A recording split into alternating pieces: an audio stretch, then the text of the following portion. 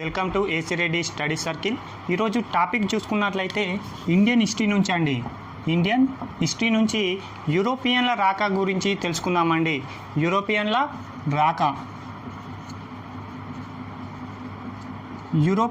రాక గురించి ఈరోజు ఈ టాపిక్ అనేది ఇండియన్ హిస్టరీలోనే అత్యంత ప్రాధాన్యత ఉన్నటువంటి అంశం అండి. ఎందుకంటే యూరోపియన్లు భారతదేశానికి వచ్చి వారి యొక్క వ్యాపారాన్ని నిర్వహించుకొని తర్వాత కాలంలో భారతదేశాన్ని ఏ విధంగా దెబ్బతీశారో వీరి యొక్క రాక గురించి మనం తెలుసుకుందామండి. అయితే యూరోపియన్ల రాక అనేది భారతదేశానికి ఏ విధంగా రావడం జరిగింది, యూరోపియన్ల రాక వలన భారతదేశంలో జరిగినటువంటి సంఘటనలు ఏమిటి, ఇలాంటివి తెలుసుకుందామండి. ఒక విధంగా తెలుసుకునే ముందు ఒక చిన్న మ్యాప్ చూసుకుందామండి. ఇది ఆసియా ఖండం అండి. ఆసియా ఖండం అండి. ఇక్కడ ఆస్ట్రేలియా అండి. ఆస్ట్రేలియా ఆసియా ఖండం అండి. ఆస్ట్రేలియా అండి. ఇది యూరప్ అండి. ఇది యూరప్ అండి. ఇది ఆఫ్రికా అండి. ఇది ఉత్తర అమెరికా. ఇది దక్షిణ అమెరికా అండి. ఈ విధంగా ఒక మ్యాప్గా మనం చూసుకుందాం ఫస్ట్. ఎందుకంటే ఈజీగా ఎక్స్ప్లెనేషన్ చేయడానికి మీకు కూడా ఈజీగా అర్థం కావాలి అంటే ఈ మ్యాప్ ద్వారా మనం చూసుకుందామండి. యూరప్ ఖండం వారు అండి. యూరప్ ఖండం వారు ఆసియా ఖండంతో వ్యాపారాలు చేసేవారండి. ఎవరితోటి? యూరప్ ఖండం వారు ఆసియా ఖండం వారి చేత వ్యాపారాలు చేయడం జరిగిందండి.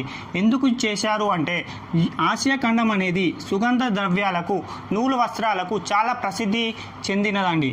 ఇక్కడ నూలు వస్త్రాలు మరియు సుగంధ ద్రవ్యాలు భారీ ఎత్తున లభించేవి అండి. దీంతో యూరప్ ఖండం వాళ్ళు ఆసియా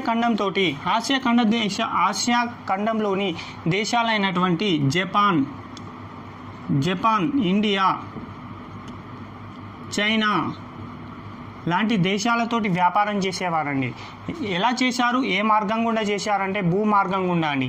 యూరప్ ఖండం వారు ఆసియా ఖండం వారితోటి ఒక భూమార్గంగా, ఈ యొక్క భూమార్గంతో వ్యాపారాన్ని చేసేవారండి. ఈ వ్యాపారం చేసేటప్పుడు ఇక్కడ ఏం జరిగింది అంటే యూరప్ ఖండం నుంచి ఈ యొక్క భూమార్గం ఆసియా ఖండం వరకు వ్యాపించి ఉందండి. ఆసియా ఖండం వరకు వ్యాపించి ఉందండి. ఈ యొక్క మార్గాన్ని సిల్క్ రూట్ అంటామండి. యూరప్ ఖండాన్ని మరియు ఆసియా ఖండాన్ని కలుపుతూ ఉన్నటువంటి భూమార్గాన్ని సిల్క్ రూట్ అంటామండి. ఈ సిల్క్ రూట్ అని ఎందుకు అంటున్నామంటే చైనా దేశం అనేది ఈ యొక్క భూమార్గం గుండా యూరప్ ఖండానికి సిల్క్ను ఎక్కువగా ఉత్పత్తి చేసి ఎగుమతి చేసేదండి. ఈ యొక్క మార్గం గుండా సిల్క్ను ఎక్కువగా ఉత్పత్తి చేసి ఎగుమతి చేసేది చైనా దేశం. కాబట్టి దీనిని సిల్క్ రూట్ అంటామండి. అయితే యూరప్ ఖండం నుంచి ఆసియా ఖండానికి మధ్యలో టర్కీ దేశం ఉంటుందండి. ఇక్కడ టర్కీ దేశం ఉంటుందండి. ఇందులో ఒక ప్రధాన భూభాగం పేరే కాన్స్టాంటినోపుల్ అనేటువంటి ఒక ప్రధాన భూభాగం ఉంటుందండి. అయితే ఏం జరిగింది అంటే ఒకసారి చూసుకుందాం. ఏం జరిగింది అంటే ఇది యూరప్ అండి, ఆఫ్రికా, ఇది ఆసియా. అయితే ఈ యూరప్ ఖండం నుంచి ఆసియా ఖండానికి ఉన్నటువంటి భూమార్గంలో ఇక్కడ ఉన్నటువంటి టర్కీ దేశంలో 1453వ సంవత్సరంలో టర్కీ పాలకుడు, టర్కీ దేశంలో పరిపాలన చేస్తుంది ఎవరు అంటే ముస్లిం రాజ్యం అండి. ఈ ముస్లింకు మరియు ఇక్కడ కాన్స్టాంటినోపుల్ అనేటువంటి ఒక ప్రాంతం ఉందని చెప్పాం కదండి. ఈ ప్రాంతాన్ని క్రైస్తవులు పరిపాలిస్తున్నారండి. దీంతో 1453వ సంవత్సరంలో ముస్లింలకు మరియు క్రైస్తవులకు మధ్య మూడవ క్రూసేడ్ యుద్ధం జరుగుతుందండి. ఇప్పుడు 1453వ సంవత్సరంలో ఈ యొక్క క్రూసేడ్ యుద్ధంలో టర్కీ పాలకులు ముస్లింలు విజయం సాధిస్తారండి. ఈ విజయం సాధించినటువంటి రాజు ఎవరు అంటే రెండవ మహమ్మద్ విజయం సాధించడంతో ఇక్కడ ఉన్నటువంటి ఆసియాకు మరియు ఆసియాకు మరియు ఇది ఆసియా అనుకున్నాం, ఇది యూరప్ అనుకుంటున్నాం. ఈ ఆసియా మరియు యూరప్ మధ్య ఉన్నటువంటి ఈ భూభాగం గుండా యూరప్ ఖండం వారు ఆసియాతోటి వ్యాపారాన్ని చేయడానికి నిరాకరించడం జరుగుతుందండి. ఈ మార్గం గుండా మీరు వ్యాపారం చేసుకోవడం సరైనది కాదు అని ఈ ఒక భూభాగాన్ని నిలిపివేయడం జరుగుతుందండి. దీంతో యూరప్ ఖండం మొత్తం కూడా వారి యొక్క వ్యాపార అవకాశాలు మొత్తం ఆసియా ఖండం చేత నిర్వహించడం, ఆసియా ఖండంతో ఉండడం వలన ఈ క్రమంలో ఆసియాతోటి వ్యాపారాలు దెబ్బతీయడం జరిగిందండి. భూమార్గం గుండా వ్యాపారం చేయొద్దు అన్నాక యూరప్ ఖండంలో వ్యాపార అవకాశాలు దెబ్బతిని ఒక విధమైనటువంటి నష్టం సంభవిస్తుందండి. యూరప్ ఖండంలో నష్టం సంభవిస్తుంది. దీంతో తాము ఎలాగైనా కూడా ఆసియా దేశాలతో వ్యాపారం చేయాలి, లేకపోయినట్లయితే మా యూరప్ ఖండం అత్యంత దుర్భరమైనటువంటి స్థితిలోకి వెళ్ళే అవకాశాలు ఉన్నాయి. ఎందుకంటే సుగంధ ద్రవ్యాలు మా దేశంలో చాలా వరకు అవసరం. అలాంటి సుగంధ ద్రవ్యాలు ఈరోజు ఆసియా ఖండంతో మా యొక్క వ్యాపారాన్ని దెబ్బతీసేలా ఉన్నాయి. కాబట్టి ఎలాగైనా ఆసియాతోటి క్రమంగా ఇండియాతోటి వ్యాపారాన్ని నిర్వహించుకోవాలని యూరప్ ఖండం వారు భావించారండి. దీంతో ఎలాగైనా భూమార్గం గుండా కాకుండా ప్రత్యామ్నాయంగా సముద్ర మార్గం ద్వారా ఆసియా ఖండాలతో వ్యాపారం చేయాలని యూరప్ ఖండం భావించిందండి. దీంతో వారు ప్రత్యామ్నాయంగా భూమార్గం కాకుండా సముద్ర మార్గాన్ని కనిపెట్టాలి అనేటువంటి ఆలోచన రావడం జరుగుతుందండి యూరప్ ఖండం వారికి. యూరప్ ఖండం వారికి ఒక ఆలోచన వస్తుందండి. సముద్ర మార్గాన్ని కనిపెట్టాలి అనేటువంటి ఒక ఆలోచన విధానం రావడం చేత వారు యూరప్ ఖండంలో చిట్ట చివరి దేశమైనటువంటి పోర్చుగల్ ఉంటుందండి. యూరప్ ఖండంలో చిట్ట చివరి దేశమైనటువంటి పోర్చుగల్ ఉంటుందండి. ఈ పోర్చుగల్కి సంబంధించి అప్పటి రాజు హెన్రీ ప్యాంటిక్ అండి. హెన్రీ ప్యాంటెక్. ఈ హెన్రీ ప్యాంటెక్ ఎలాగైనా సముద్ర మార్గాన్ని భారతదేశానికి కనిపెట్టాలి అనే ఒక దృఢ నిశ్చయంతో ఉంటారండి. దీంతో ఎలాగైనా నావికులను పంపించి ఒక కొత్త మార్గాన్ని కనిపెట్టాలి, ఒక సముద్ర మార్గాన్ని కనిపెట్టి మళ్ళీ మన యొక్క వ్యాపారాన్ని పునరుద్ధరించుకోవాలి అనే ఆలోచన రావడం జరుగుతుందండి. దీంతో ఎవరు వెళ్తారు అంటే అప్పటికి కొంతమంది నావికులకు సైనిక పాఠశాలను ప్రారంభిస్తారండి. సైనిక పాఠశాలను హెన్రీ ప్యాంటెక్ ప్రారంభించడం జరుగుతుందండి. ఎందుకంటే భారతదేశానికి సముద్ర మార్గాన్ని కనిపెట్టాలంటే నావికులకు సరైనటువంటి శిక్షణ ఇవ్వాలి అనే ఉద్దేశంతో ఈ యొక్క పాఠశాలను హెన్రీ ప్యాంటెక్ ప్రారంభిస్తాడండి. ఇలా ప్రారంభించినటువంటి పాఠశాలలో అనేక మంది నావికులు శిక్షణ తీసుకోవడం జరుగుతుందండి. ఎందులో ఈ యొక్క సైనిక పాఠశాలలో నావిక పాఠశాలలో ఈ యొక్క శిక్షణను తీసుకోవడం జరుగుతుందండి. ఇలా శిక్షణ తీసుకున్నటువంటి వ్యక్తులలో ఒక విధమైనటువంటి సందిగ్ధత, ఒక విధమైనటువంటి సందేహం ఉండడం జరుగుతుందండి. ఎలాంటి సందేహం అంటే ఆ కాలంలో సముద్ర ప్రయాణం చేయడం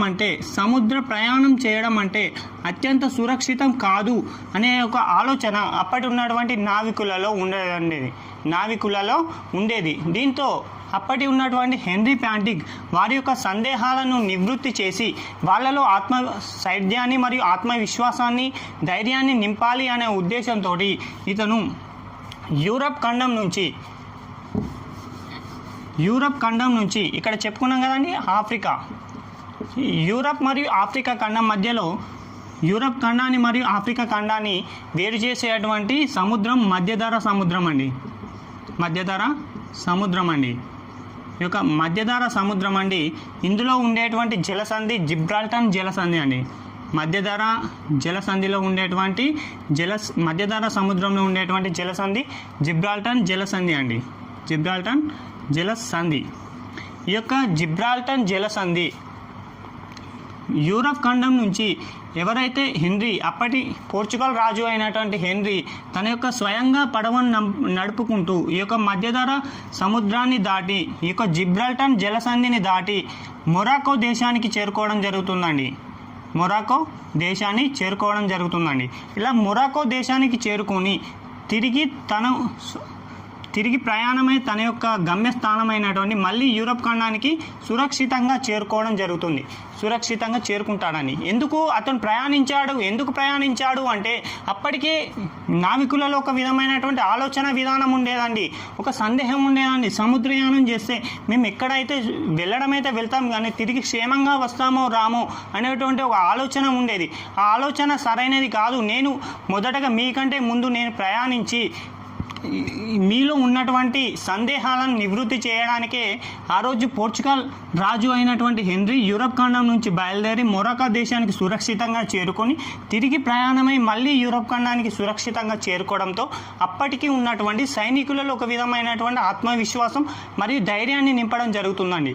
వారు ఇచ్చినటువంటి ధైర్యంతో అప్పటి ఉన్నటువంటి నావికులు ఒక విధమైనటువంటి ఆత్మశైర్యంతో తొలిసారిగా భారతదేశానికి మార్గం కనిపెట్టాలనే ఉద్దేశంతో వాళ్ళు బయలుదేరడం జరుగుతుందండి. ఎక్కడి నుంచి అండి?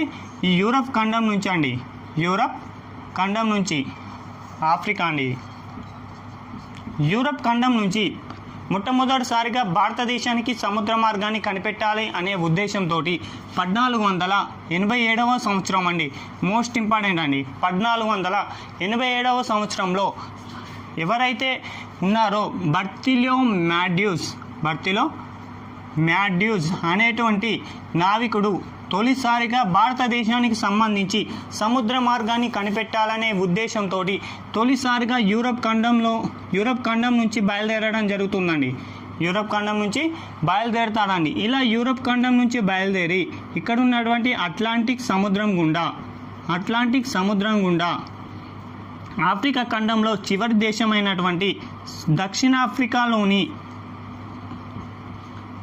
ఆఫ్రికా తీర భాగానికి చేరుకోవడం జరుగుతుందండి. ఎవరండి? బర్తలోమ్యూస్. మరొకసారి చూసుకుందామండి.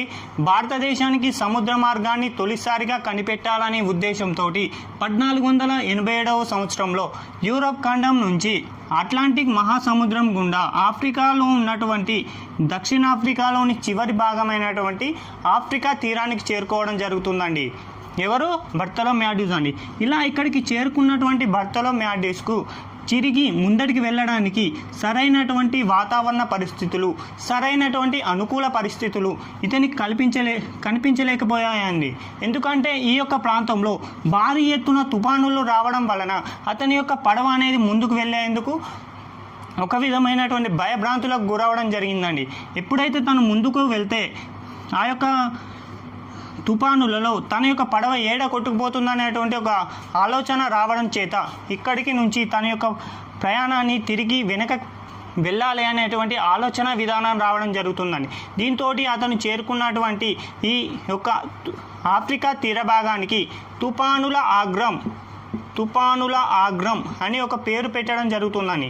తుఫానుల ఆగ్రం అని పేరు పెట్టి తిరిగి యూరప్ ఖండానికి చేరుకోవడం జరుగుతుందండి. ఎవరండి? బర్తలోమ్యూస్ చివరిగా తుఫానుల అగ్రానికి చేరుకొని తిరిగి అతని యొక్క ప్రయాణం ముందుకు సాగేందుకు అవకాశాలు లేకపోవడంతో తిరిగి మళ్ళీ యూరప్ ఖండానికే రావడం జరుగుతుందండి. ఈ విధంగా మొదటగా వచ్చినటువంటి వ్యక్తి ఎలాంటి మార్గం కనుక్కోకుండానే మధ్యలోనే తన యొక్క ప్రయత్నాన్ని విరమింపజేయడం జరుగుతుందండి. ఇంకా చూసుకున్నట్లయితే రెండవసారి భారతదేశానికి సముద్ర మార్గాన్ని కనిపెట్టాలని వచ్చినటువంటి వ్యక్తి ఎవరు అంటే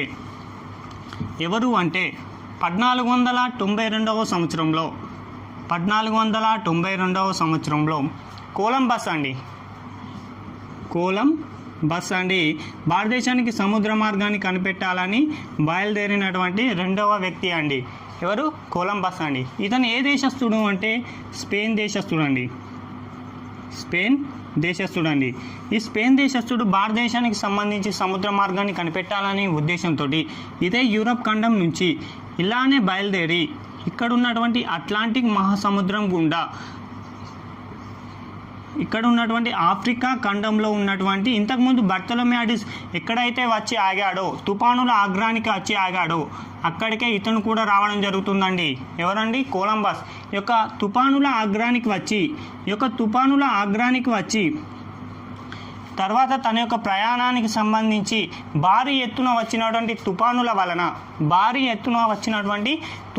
వలన తన యొక్క పడవ యొక్క దిశ అనేది మారడం జరుగుతుంది. యాక్చువల్గా అతను ఈ విధంగా వెళ్ళాల్సి ఉండేనండి. అతను ఈ విధంగా వెళ్ళాల్సి ఉండగా ఇక్కడికి వచ్చిన తర్వాత ఇక్కడ తుఫానులు అధికం అవ్వడం చేత ఇతని యొక్క పడవ అనేది దిశ అనేది మారి అతను ఈ విధంగా ప్రయాణించడం జరుగుతుందండి, ఇటు సైడు రావడం జరుగుతుందండి. దీంతో ఇక్కడ ఒక ప్రాంతానికి రావడం జరుగుతుందండి. దాదాపుగా ఇతను 14 పడవలతోటి తన ప్రయాణాన్ని మొదలు పెడతాడండి. చివరగా తన యొక్క పడవ మాత్రం ఈ విధంగా ఈ ప్రాంతానికి రావడం జరుగుతుందండి. ఈ ప్రాంతానికి వచ్చిన తర్వాత ఇక్కడ ఉన్నటువంటి ప్రజలందరినీ చూసి ఆ యొక్క దేశాన్ని చూసి ఇదే భారతదేశం అని ఒక భ్రమకు రావడం జరుగుతుందండి. ఇదే భారతదేశం అని భావిస్తాడండి. ఇలా భారతదేశం అని భావించి ఈ యొక్క దీవులకు వెస్టిండీస్ దీవులు అని పేరు పెట్టడం జరుగుతుందండి. వెస్టిండీస్ దీవులు అని పేరు పెట్టడం జరుగుతుందండి. అలాగే అక్కడ ఉన్నటువంటి భారతీయులకు రెడ్ ఇండియన్లు అని పేరు పెట్టి తిరిగి తన యొక్క గమ్యస్థలమైనటువంటి యూరప్ ఖండానికి రావడం జరుగుతుందండి. అప్పటి పోర్చుగల్ రాజు ఎవరు అంటే రెండవ జాన్ అండి. రెండవ జాన్ వద్దకు వచ్చి నేను భారతదేశానికి వెళ్ళాను, భారతదేశానికి వెళ్ళి భారతదేశానికి సంబంధించినటువంటి సముద్ర మార్గాన్ని కనిపెట్టాను అని చెప్పడం జరుగుతుందండి. ఎవరు అండి? కొలంబస్. కానీ అప్పటి ఉన్నటువంటి పోర్చుగల్ రాజు అయినటువంటి రెండవ జాన్కు నమ్మడానికి ఆవశ్యకం లేని విధంగా అనిపించిందండి, నమ్మడానికి వీలు లేని విధంగా అనిపించింది అండి. ఎందుకంటే ఒక విధంగా భారతదేశానికి వెళ్ళాలంటే చాలా ఎక్కువ సమయం పడుతుంది, ఎక్కువ రోజులు పడుతుంది. కానీ ఈ యొక్క కొలంబస్ అనేటువంటి వ్యక్తి ఇంత త్వరగా ఎలా వెళ్ళి రావడం జరిగింది అనే ఒక సందేహం రావడంతో అతను భారతదేశానికి వెళ్ళాడా లేక వేరే దేశానికి ఏదైనా వెళ్ళి అదే భారతదేశంగా భావించాడా అనే ఒక ఆలోచన రావడంతో అతనికి వచ్చినటువంటి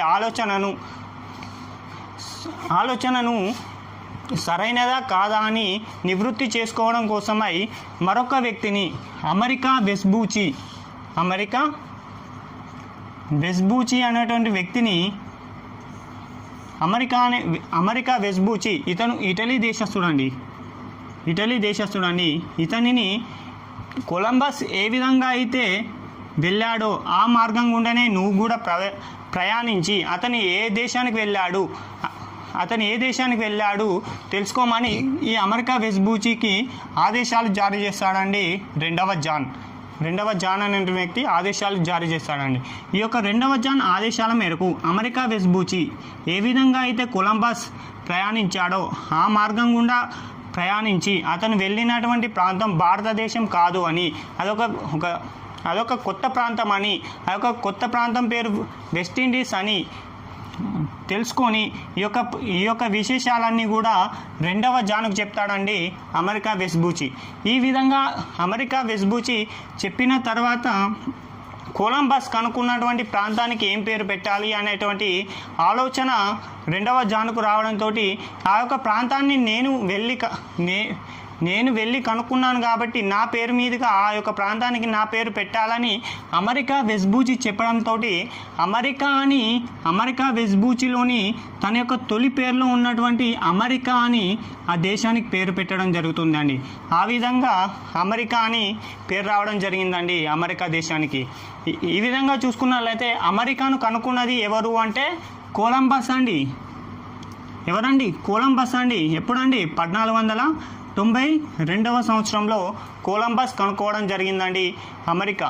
ఇంకా చూసుకున్నట్లయితే భారతదేశానికి సముద్ర మార్గాన్ని కనిపెట్టడానికి 3వ వ్యక్తి బయలుదేరాడండి. ఎవరండి అతను? వాస్కోడి గామా అనేటువంటి వ్యక్తి భారతదేశానికి సంబంధించి సముద్ర మార్గాన్ని కనిపెట్టాలని యూరప్ ఖండంలో ఉన్నటువంటి చివరి దేశమైనటువంటి పోర్చుగల్ నుంచి బయలుదేరడం జరుగుతుందండి. ఈ యొక్క పోర్చుగల్లోని సౌత్ గాబ్రియల్ అనేటువంటి నౌక ద్వారా తన యొక్క ప్రయాణాన్ని లిస్బన్ నుంచి ప్రయాణాన్ని స్టార్ట్ చేస్తారండి. లిస్బన్ అండి మోస్ట్ ఇంపార్టెంట్ అండి. వాస్కోడి గామా ఏ ప్రాంతం నుంచి భారతదేశానికి సముద్ర మార్గాన్ని కనిపెట్టడానికి తన యొక్క ప్రయాణాన్ని ప్రారంభించాడంటే లిస్బన్ అండి. అతని యొక్క నౌక పేరు కూడా ఇంపార్టెంట్ అండి, సౌత్ గాబ్రియల్. ఏంటిదండి? సౌత్ గాబ్రియల్ అనేటువంటి నౌక పేరు కూడా ఇంపార్టెంట్ అండి. ఈ విధంగా లిస్బన్ నుంచి అప్పటి పోర్చుగల్ రాజు ఎవరు అండి? ఇమాన్యుమెల్ యొక్క సహకారంతో, అతని యొక్క చొరవతోటి లిస్బన్ నుంచి భారతదేశానికి సంబంధించి సముద్ర మార్గాన్ని కనిపెట్టడానికి బయలుదేరడం జరుగుతుందండి. ఇలా బయలుదేరినటువంటి వాస్కోడి గామా అలాగే ఇక్కడైతే యూరప్ ఖండం ఉంది, అట్లాంటిక్ సముద్రం గుండా ఇదే తుఫానుల అగ్రం వద్దకు రావడం జరుగుతుందండి. ఇంతకుముందు ఎవరైతే బర్తలోమాడిస్ మరియు కొలంబస్ రావడం జరిగిందో అదే తుఫానుల అగ్రం వద్దకి ఈ యొక్క వాస్కోడి గామా కూడా రావడం జరుగుతుందండి. ఇలా వచ్చినటువంటి వాస్కోడి గామాకి అతనికి పడవకు దిశను చూపించేటువంటి పరికరం పని చేయకపోవడంతో అతను తన యొక్క గమ్యాన్ని ముందుకు వెళ్ళలేకపోవడం జరిగిందండి. అతని యొక్క తన ప్రయాణాన్ని ముందుకు వెళ్ళలేకపోవడంతో ఏం చేయాలో ఆలోచనలో ఉన్న సమయంలో అప్పటికే భారతదేశంలో వ్యాపారం నిర్వహిస్తున్నటువంటి భారతదేశం నుంచి వ్యాపారాన్ని అరబ్బులు చేస్తున్నారండి. ఇప్పటికీ భారతదేశం నుండి ఒక వ్యక్తి రావడం జరుగుతుందండి, వ్యాపారాన్ని నిర్వహించుకొని తిరిగి ప్రయాణం అవుతాడండి. గుజరాత్ పాలకుడు అండి, గుజరాత్ వ్యాపారి అబ్దుల్ మజీద్ అండి. మోస్ట్ ఇంపార్టెంట్ అండి ఇది, గుజరాత్ వ్యాపారి అబ్దుల్ మజీద్ అండి. ఈ యొక్క అబ్దుల్ మజీద్ను వాస్కోడి గామా కలుసుకొని భారతదేశానికి ఏ విధంగా వెళ్ళాలి అని అడగడం జరుగుతుందండి. అతను చెప్పిన మార్గం గుండానే వాస్కోడి గామా భారతదేశంలో ఉన్నటువంటి కాలికట్ అనే ప్రాంతానికి తొలిసారిగా చేరుకోవడం జరుగుతుందండి. ఇక్కడ క్వశ్చన్ ఫ్రేమ్ అయిందండి, చాలా ఎగ్జామ్లో అడిగాడండి క్వశ్చన్. వాస్కోడి గామా భారతదేశానికి చేరుకోవడానికి సహాయ సహకారాలు అందించినటువంటి వ్యక్తి ఎవరు అంటే అబ్దుల్ మజీద్ అండి, గుజరాత్ వ్యాపారి. మోస్ట్ ఇంపార్టెంట్ అండి, ఇతని పేరు అబ్దుల్ మజీద్ అండి. ఈ విధంగా చూసుకున్నట్లయితే భారతదేశంలో తొలిసారిగా వాస్కోడి గామా చేరుకున్నటువంటి ప్రాంతం ఏదండి? కాలికట్ అండి. కాలికట్ అనే ప్రాంతానికి తొలిసారిగా ఇతను చేరుకున్న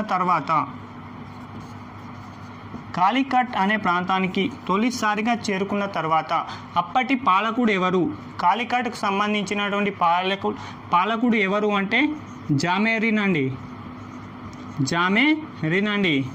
కాలికట్ పాలకుడు ఎవరండి? జామేరిన్ అండి. ఇతని పేరు ఇంపార్టెంట్ అండి.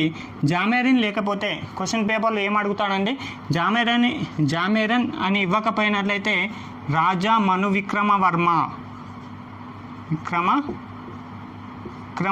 అండి. ఆ పేరు లేకపోయినట్లయితే సముద్రిక అండి.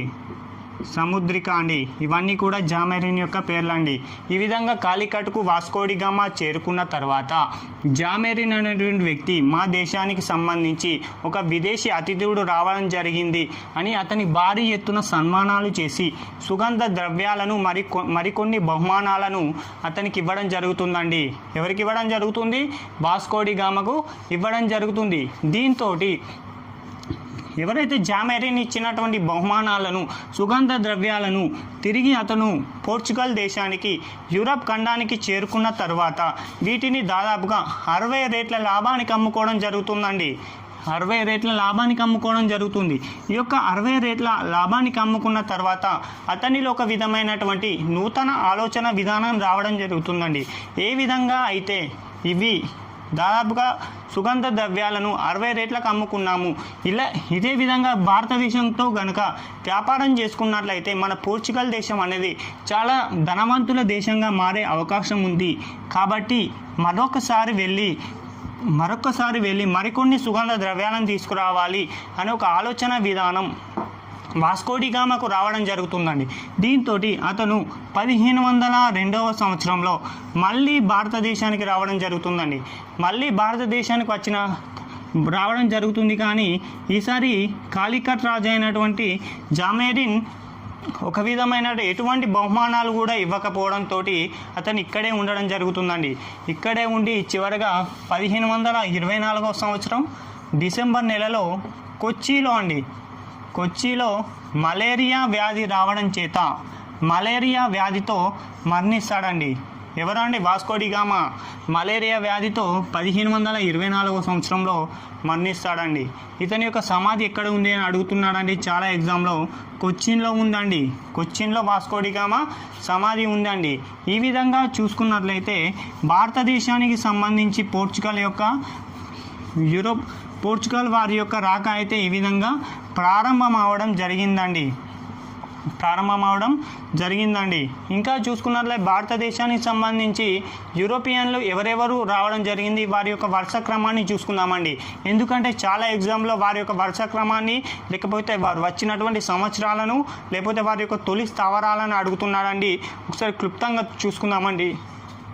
ఫస్ట్ వచ్చిన వారెవరండి? పోర్చుగీస్ వారు రావడం జరిగిందండి. భారతదేశానికి తొలిసారిగా వచ్చిన విదేశీయులు ఎవరు అంటే పోర్చుగీస్ వారండి. ఎప్పుడు రావడం జరిగిందండి?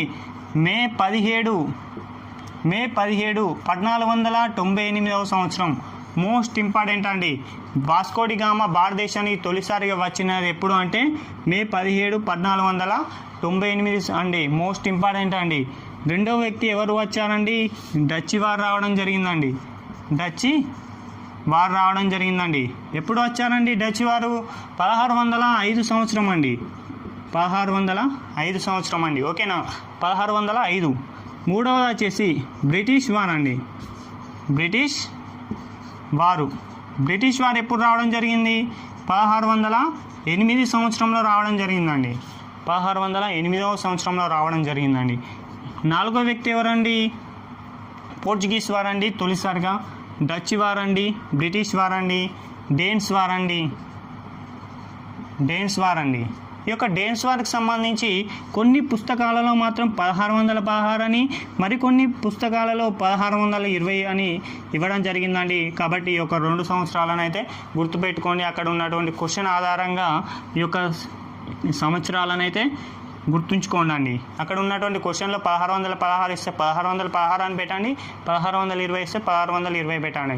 దాదాపుగా 2 క్వశ్చన్ పేపర్లో 2 సంవత్సరాలు అయితే ఇవ్వడండి. కాబట్టి 1616 గుర్తుంచుకోండి, 1620 గుర్తుంచుకోండి. ఇక ఐదో వ్యక్తి ఎవరు అండి? ఫ్రెంచ్ వారండి. వీరు ఎప్పుడు రావడం జరిగిందండి? 1668వ సంవత్సరంలో రావడం జరిగిందండి. ఓకేనా అండి? ఓకే. వీరికి సంబంధించినటువంటి తొలి స్థావరాలు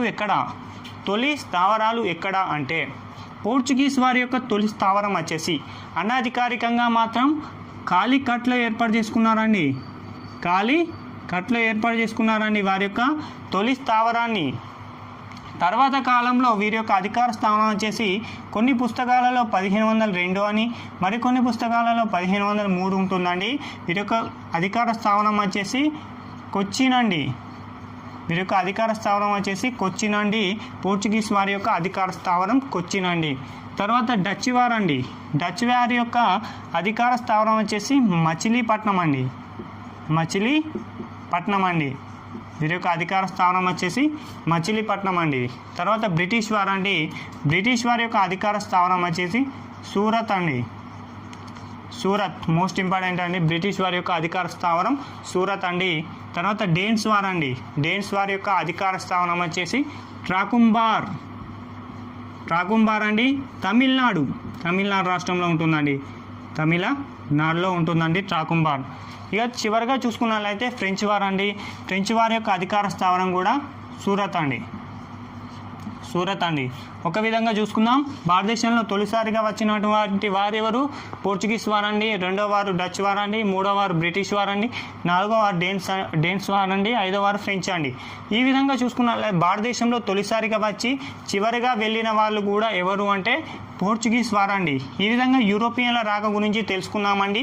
తదుపరి క్లాసులో వీరికి సంబంధించినటువంటి పోర్చుగీస్ వారి యొక్క వ్యాపార కార్యక్రమాలు ఏ విధంగా ఉన్నాయి, తర్వాత బ్రిటిష్ వారు ఏ విధంగా వ్యాపారాన్ని చేశారు, వారి యొక్క అధికార స్థావరాలు ఏమిటి, డచ్ వారి గురించి, డేన్స్ వారి గురించి, ఫ్రెంచ్ వారి గురించి పూర్తిగా తెలుసుకుందామండి. ఈ విధంగా యూరోపియన్ల రాక గురించి తొలి క్లాసులో తెలుసుకున్నామండి. తదుపరి క్లాసులో మిగతావి కూడా తెలుసుకుందామండి. థ్యాంక్ యూ అండి.